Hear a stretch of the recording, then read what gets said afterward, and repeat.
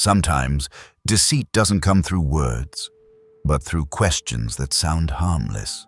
A calm gaze, a gentle question like, "You don't trust me," or "Why are you so sensitive?" Just a few simple words, yet powerful enough to stir your emotions, shake your confidence, and make you doubt your own intuition. Smart liars don't need to shout or argue. They only need to plant a little confusion, a little guilt, and then watch you harm yourself through your own softness. Stoic philosophy doesn't teach us to doubt everyone, but it reminds us to stay alert, to not react emotionally, to not offer our trust just because of a few clever questions. Manipulators often use questions to silence you, while the truth requires patience and calm to be seen. So, what are the 5 questions that clearly signal deceit, and how should you respond in the spirit of Stoicism? The answer lies in the next section. Question 1. Why are you overreacting? There are moments in life when we simply speak up to protect our boundaries. A direct question, a clear response, a sense of unease when something doesn't feel right. But instead of addressing what you said, the other person focuses on your tone, your attitude, your emotions. Why are you overreacting? They ask. And in an instant, you're no longer the one raising the issue. You become the issue itself. This isn't feedback. It's a psychological tactic, a way to shift the focus of the conversation so the other person can avoid responsibility. They don't explain, they don't engage, they don't admit fault. They simply imply that your feelings are irrational, exaggerated, and not worth listening to. And as a very human reflex, you begin to turn inward. Am I being unreasonable? Am I blowing things out of proportion? Maybe I'm overthinking it. These questions don't arise from reason, but from confusion. You start doubting yourself, and while you're second-guessing your own stance, the other person has already retreated to a safe space, saying nothing more. They've succeeded in making you step away from your own ground. In Stoic philosophy, this is a classic sign of a mind being manipulated, not by your own emotions, but by someone else's refusal to face the truth. Seneca once said that people suffer more from imagination than from reality, and those who manipulate others know exactly how to use that. They don't need to raise their voices or craft strong arguments. All they have to do is plant a seed of doubt. If they can make you question the legitimacy of your reaction, they escape the burden of accountability.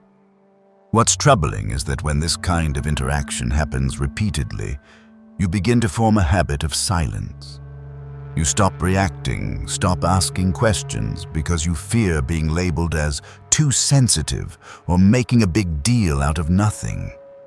But that's exactly when you start giving up your right to feel, your right to speak, and your right to hold firm boundaries.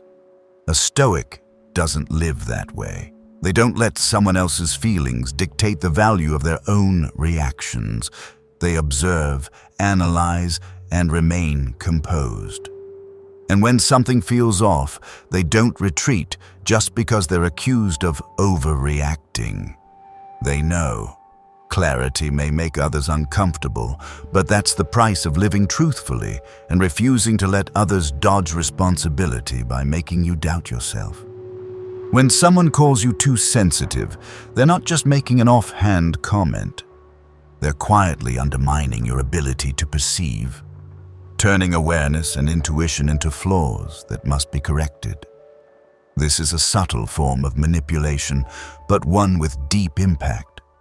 Because it doesn't attack you directly, it slowly erodes your trust in yourself. Once you start believing that sensing something is off is a sign of weakness or instability, you begin to lose faith in your own judgment, and when you no longer trust yourself, you become easily controlled by others. That feeling that something's wrong is one of the most natural and reliable defense mechanisms we have. It doesn't come from wild imagination. but from a subconscious connection between small signals, subtle contradictions, or unusual shifts in tone, language, and behavior.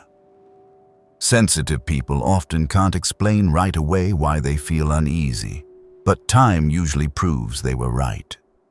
That's why, to those hiding something or seeking to manipulate, people with strong intuition are a threat. And the way to neutralize that threat is to make them feel that their sensitivity is a flaw, that questioning things is inappropriate, that noticing what's wrong is a sign of negativity. Stoicism doesn't encourage us to live in our emotions, but it never tells us to deny them either. On the contrary, it urges us to observe emotions as essential parts of awareness, not to chase them, but not to blind ourselves to what they're signaling. Marcus Aurelius once wrote, "If it is true, then I will accept it, however unpleasant, because I seek the truth, not comfort." That's a reminder that unsettling emotions should not be dismissed just because they make others uncomfortable.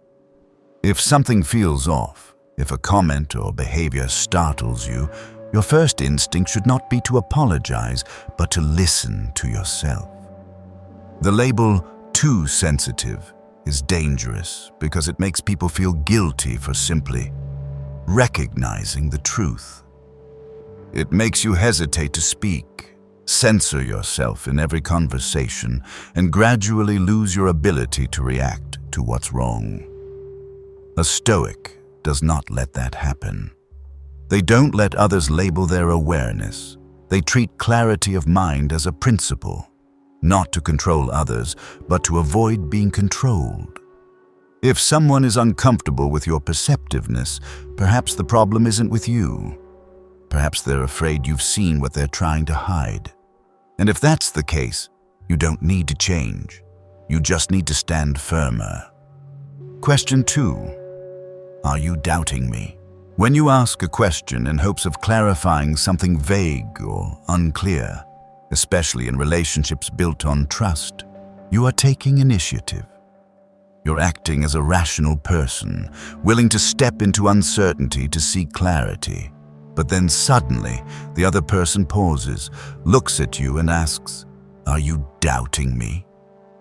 On the surface, it sounds like a simple question, tinged with hurt or mild shock, but in truth, it's a classic reversal tactic.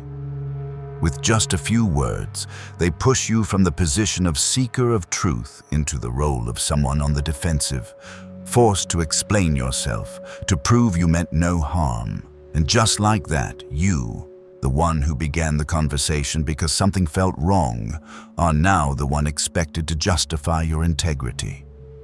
What's unsettling is how quickly this role reversal happens, and how easily it goes unnoticed. You may start with a perfectly reasonable question. Why did you hide that?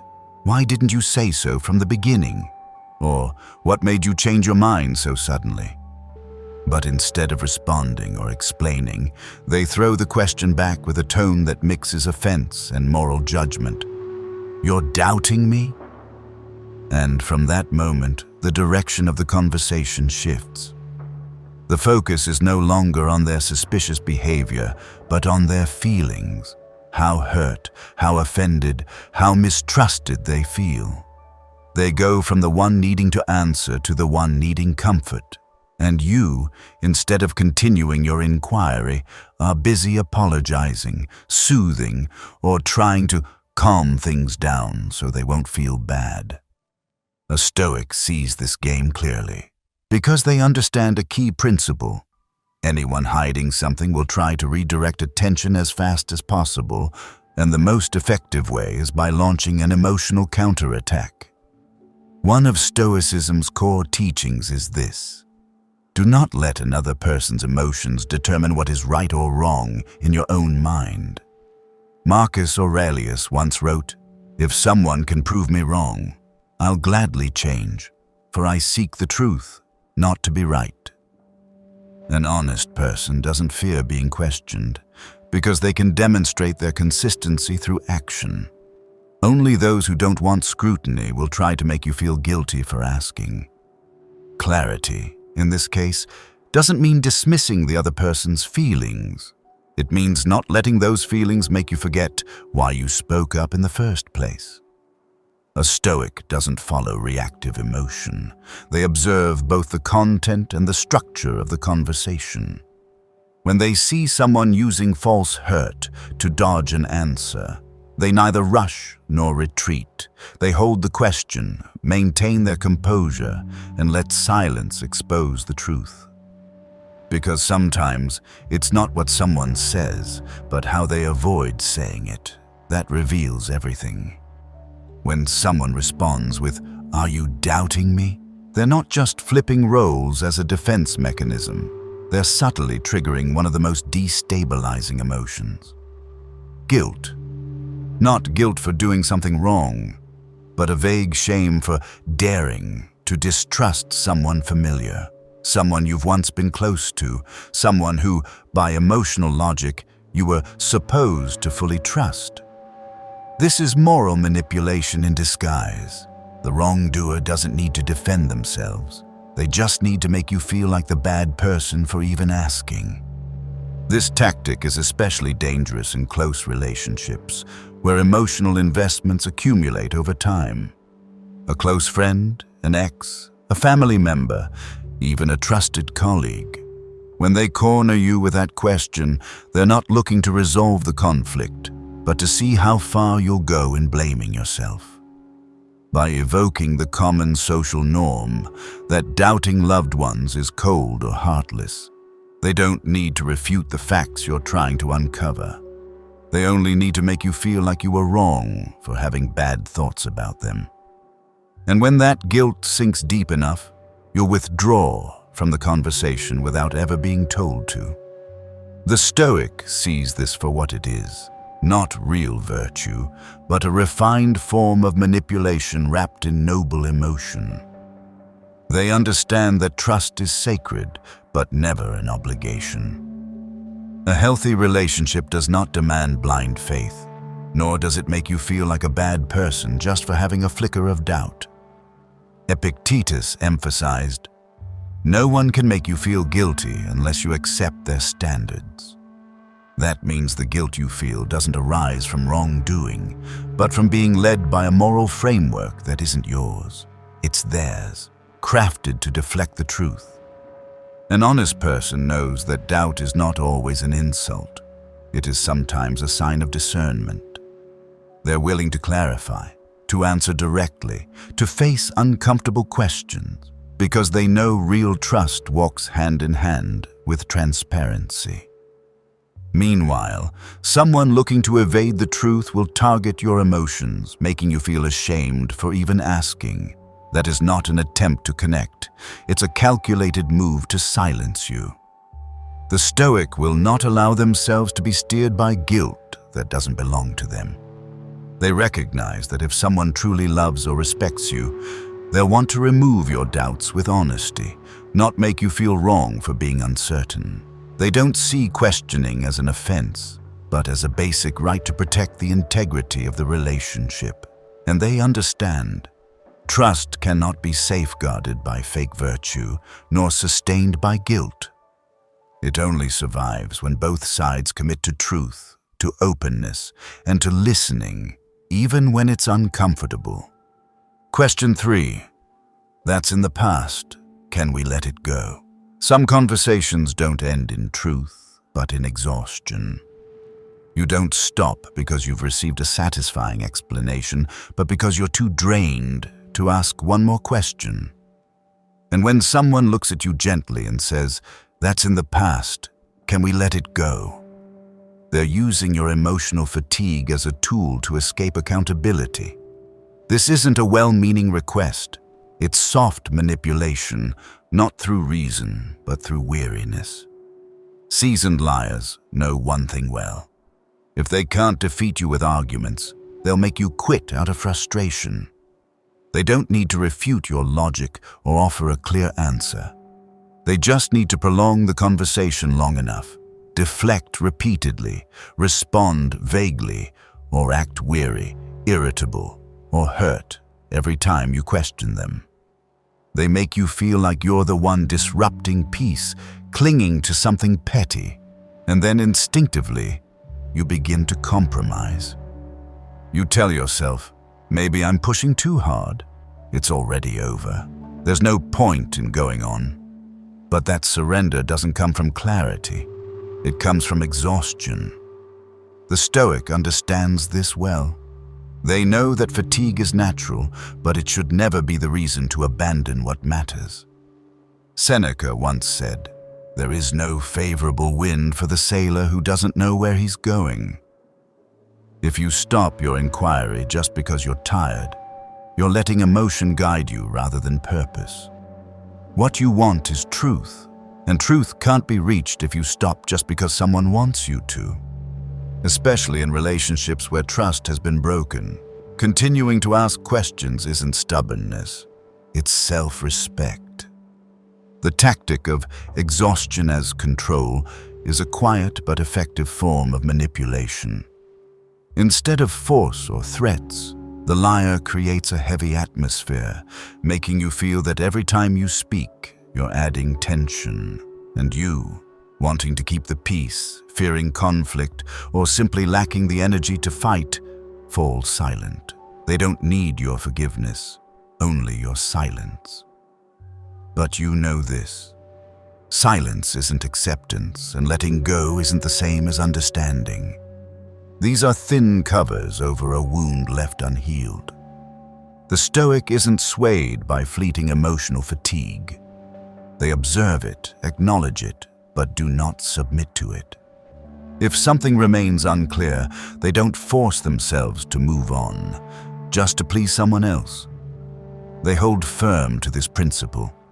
Move forward only when clarity is achieved, not under social pressure or personal weariness. Because if you abandon truth just to rest, you give others the power to control your life by simply wearing you down. And that's not peace. That's surrender disguised as release.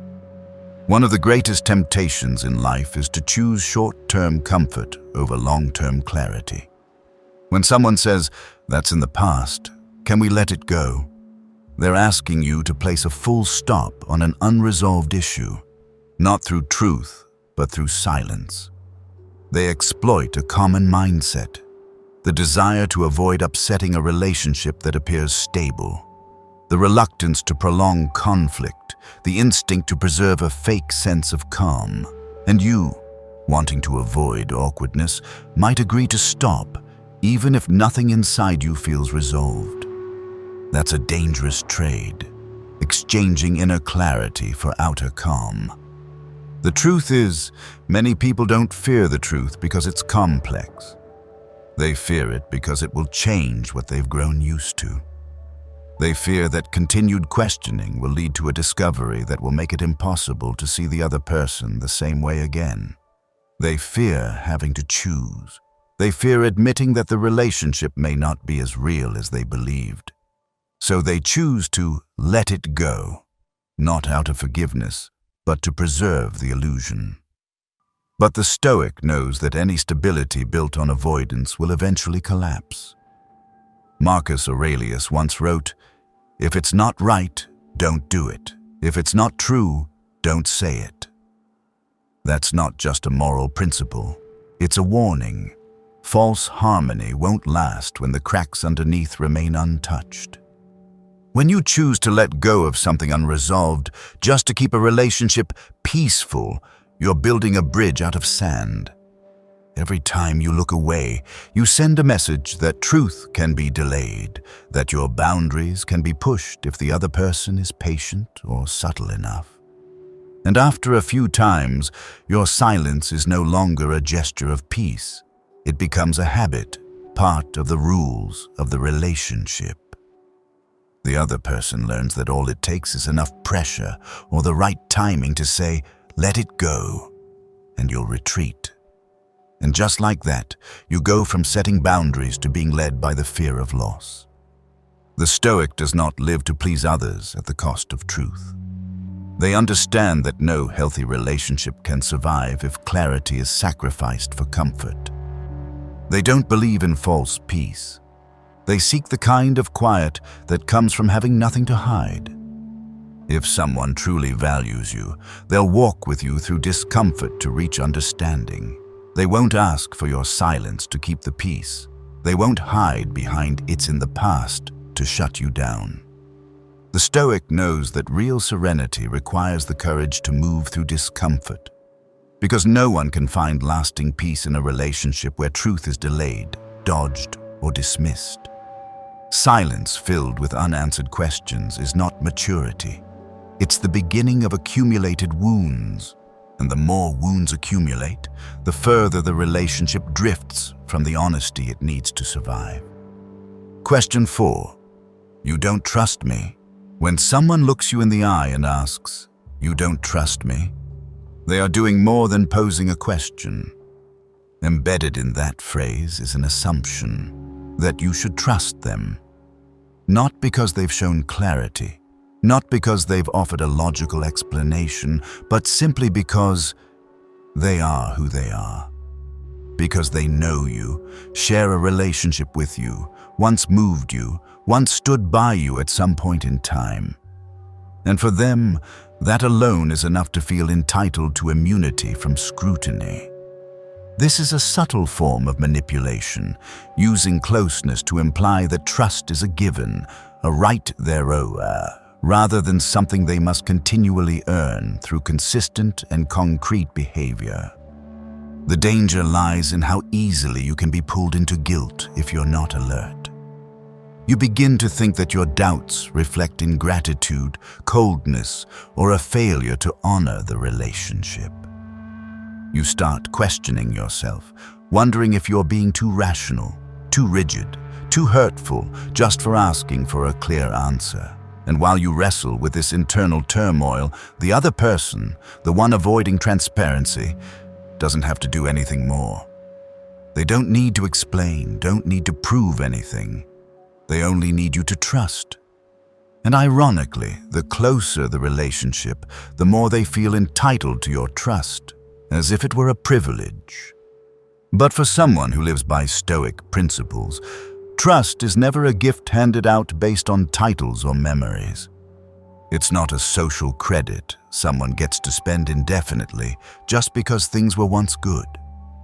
To the Stoic, trust is built daily through honesty, consistency, and the willingness to face truth. Marcus Aurelius once wrote, "Observe what people do, not what they say. Watch how a person lives, not how they explain themselves." That's a reminder for anyone feeling pressured to trust blindly. You have the right to observe, to demand clarity, and to withhold trust when all you're offered is a request, not evidence. A person worthy of trust won't be offended when you ask for more time or more answers to understand how you feel. They understand that trust is a bridge built from both sides, not a one-way path paved by emotional expectations. On the other hand, someone who feels wounded by your hesitation is often someone trying to avoid being seen clearly. And when they use closeness to demand exemption from being questioned, that's no longer affection, it's control. The Stoic doesn't let emotion override reason. They don't hand out trust just to preserve the appearance of peace in a relationship. They believe in clarity, in the consistency of action, and in a form of intuition that's sharpened by observation, not emotion. If you've ever been put in a difficult spot when someone asks, "You don't trust me?" remember, you have no obligation to trust immediately. Trust is something to be built, not something to be demanded. And if someone is truly worthy, they'll wait for you to reach trust on your own terms, not on their pressure. The question, "You don't trust me," may seem harmless, but in reality, it's a finely crafted psychological move, especially when it comes from those closest to you. The more history you share, the more guilt you'll feel for doubting. If a stranger asks, you may respond directly, but when it's a lover, a longtime friend, a close relative, or a trusted colleague, you hesitate. You stop thinking about the issue at hand and start worrying about the consequences of your doubt. Am I hurting them? Will this question ruin the relationship? Am I becoming too cold, too harsh? That's when guilt starts to control you. It censors your thoughts before you even speak. You feel ashamed before you've said anything. You retreat before reaching the heart of the matter. The other person doesn't need to raise their voice, deny, or justify. They just need to appear hurt because you no longer trust them like you used to. And that closeness, that shared past between you, becomes a soft but effective way to silence your doubt. The Stoic understands there is nothing more dangerous than unexamined trust. They do not treat closeness as a shield against clarity. They know that truly valuable relationships are not preserved through silence, but through a shared commitment to facing truth. Epictetus once said, "No one can offend you unless you accept their view." The guilt you feel isn't coming from conscience. It's coming from someone else's expectation, that you must trust without question, that asking is disloyal, that doubt is betrayal. But the rational mind sees the opposite. Sometimes it's because you still care that the truth matters. It's because you want to preserve the relationship that you can't ignore troubling signs for the sake of comfort. Genuine trust is not threatened by questions. It only trembles when there's something to hide. The Stoic doesn't measure morality by emotional closeness. They measure it by clarity and the capacity for honest dialogue. If you've ever felt held back by guilt whenever you wanted to ask more, remind yourself, a decent person will never make you feel guilty just for seeking clarity. And if they truly value you, they will walk with you toward truth, not pressure you into silencing your reason just to preserve a surface-level peace. Question 5. Have I ever lied to you? When someone looks at you and asks, "Have I ever lied to you?" they're not actually asking you to reflect on the present. They want you to return to the past, a place where they once earned your trust, behaved admirably, built an image strong enough to avoid suspicion. This is a subtle, evasive tactic. They don't answer your current question, don't address your concern, but instead steer the conversation toward a memory where they appeared trustworthy. They know that the more you recall the times they were kind, protective, and reliable, the harder it will be for you to question them now. They use what was once right to make you overlook what might now be wrong. This becomes dangerous if you are sentimental and value what once was. You start telling yourself, "They really never let me down before. Am I being too harsh? Maybe this time is just a misunderstanding." And so, instead of focusing on the signs that are making you uneasy now, you let the past define the present. But the Stoic does not let emotion lead the way. They understand that virtue is not a medal worn forever, but a commitment demonstrated consistently through action. Marcus Aurelius once wrote, "It's not the person who once acted rightly that is trustworthy, but the one who continues to do so now." The past may be worth honoring, but it should never exempt someone from accountability in the present. An honest person won't need to rely on past images to avoid current questions. They'll look you in the eye and say, "If something makes you doubt, ask, I'll answer." Only someone hiding something will try to pull you out of the present and into nostalgia to soften your judgment. The Stoic sees this clearly. They don't reject the past, but they don't let it blur the truth of what's happening now. Because to them, an action still in the dark matters more than a reputation already earned. And if someone is truly trustworthy, they won't use the past to defend themselves. They'll be transparent now to prove it. When someone asks you with a tone of disappointment and hurt, "Have I ever lied to you?" they're not just dodging a question, they're planting a difficult kind of guilt. The guilt of doubting someone you once trusted completely. In that moment, your focus shifts away from clarity and toward guilt, feeling like you've wronged them just by thinking they might be dishonest. They don't need to explain anything. They just need you to feel like a traitor for continuing to ask. And sadly, that feeling can overpower even the doubt already stirring inside you. This guilt doesn't arise from true morality, but from emotional manipulation cloaked in sorrow. They make you believe that seeking the truth is an act of cruelty. They turn your pursuit of clarity into something heartless, ungrateful, or unreasonably harsh towards someone who was once kind. This is how honesty, which should be the foundation of any relationship, becomes a burden. You no longer feel free to be honest with your emotions, your intuition, or your doubt, because you're afraid it might hurt someone else. But in Stoic philosophy, truth should never be silenced just to preserve a fleeting sense of safety. The Stoic knows that no matter how strong, emotion is not a trustworthy compass unless paired with reason. Epictetus once emphasized, "Do not let your feelings make you act against what is true." You may feel sympathy, guilt, or heartache for doubting them, but you must still ask, if they're truly innocent, why can't they explain? Why do they deflect and make you question yourself instead? An honest person doesn't need you to feel guilty to keep the relationship intact. They know that trust is born from repeated transparency, even in the most uncomfortable moments. The guilt you carry doesn't come from your nature. It's shaped by the way they steered the conversation. They've turned emotion into a barrier, forcing you to choose between being kind or suspicious, between preserving the relationship or preserving your doubt. But the Stoic doesn't live by forced choices. They know that sometimes the kindest act is honesty, that real connection doesn't need to be protected by pretending nothing is wrong. Marcus Aurelius once wrote, "Never shy away from the truth, even when it hurts."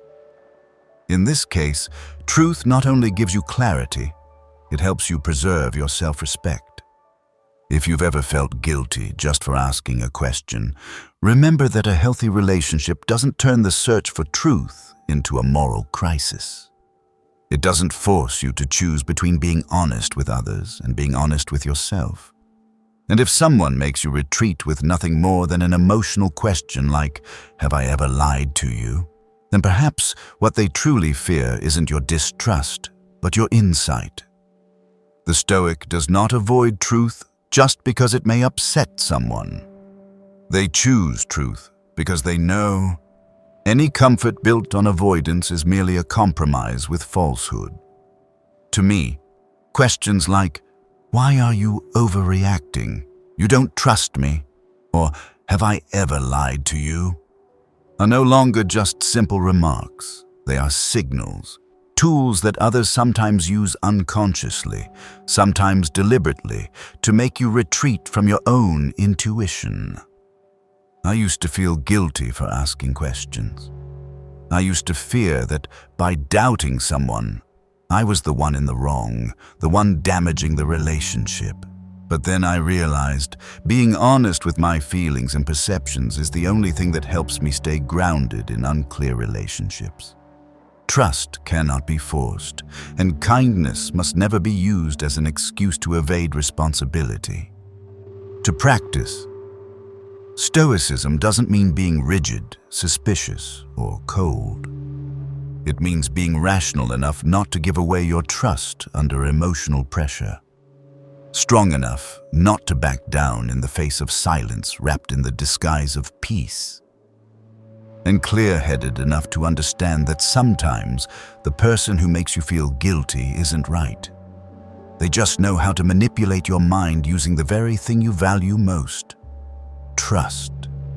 Stoic philosophy doesn't teach us to distrust everyone. It teaches us never to abandon reason, even in our closest relationships. Trust doesn't come from pressure, but from repeated transparency. And when you learn to stand firm against emotional manipulation, you're not only protecting the truth, You're protecting your own inner freedom. Like, subscribe, and turn on notifications so you don't miss the next video. Because the mindful are not easily led, and that is a quiet, unshakable strength. See you in the next video.